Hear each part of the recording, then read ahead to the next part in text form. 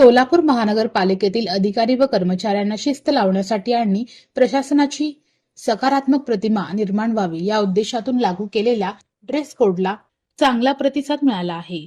70% अधिकारी व कर्मचारी नवीन गणवेशात नियमितपणे कार्यालयात येत आहेत. सदर नियमांचे पालन न केल्यास प्रतिदिन 100 रुपये दंड केला जाणार आहे, असा इशारा आयुक्त डॉक्टर सचिन ओंबासे यांनी दिला आहे. नवीन नियमानुसार पुरुष अधिकारी व कर्मचाऱ्यांनी निळा लायनिंग शर्ट व गडद निळी नेव्ही ब्ल्यू पॅन्ट, तर महिला अधिकारी व कर्मचाऱ्यांसाठी फिकट जांभळी साडी किंवा त्याच रंगाची पंजाबी ड्रेस घालणे बंधनकारक आहे.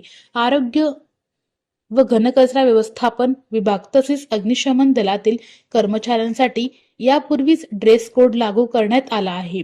ड्रेस कोड प्रकरणी नियमांचे उल्लंघन करणाऱ्या अधिकारी व कर्मचाऱ्यांवर कारवाई केली जाणार आहे.